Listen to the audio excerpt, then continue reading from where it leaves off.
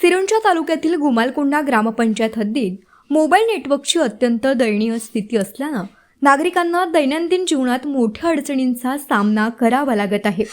संपर्क साधण्यात येणारे अडथळे, ऑनलाईन शिक्षण, आरोग्य सेवा, बँकिंग व्यवहार तसंच विविध शासकीय योजनांचा लाभ घेण्यात येणाऱ्या अडचणी लक्षात घेता गावात एअरटेल मोबाईल टॉवर उभारणीसाठी आवश्यक प्रशासकीय मान्यता देण्यात यावी अशी मागणी ग्रामस्थांनी तहसीलदार सिरोंचा यांच्याकडे निवेदनाद्वारे केली आहे.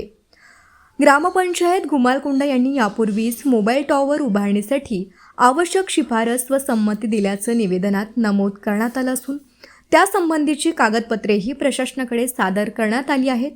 या प्रस्तावाला सकारात्मक शिफारस करून जिल्हाधिकारी गडचिरोली तसंच मुख्य कार्यकारी अधिकारी जिल्हा परिषद गडचिरोली यांच्या स्तरावरून आवश्यक परवानग्या तातडीनं मंजूर करण्यात याव्यात अशी ग्रामस्थांची प्रमुख मागणी आहे.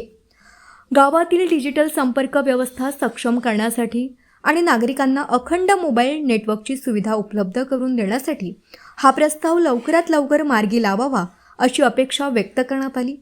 भारतीय कम्युनिस्ट पार्टी सिरोंचा तालुका सचिव रवी बारसांगडी यांच्या मार्गदर्शनाखाली ग्रामस्थांनी हे निवेदन सादर करत प्रशासनानं याकडे प्राधान्यानं लक्ष द्यावं अशी मागणी केली आहे.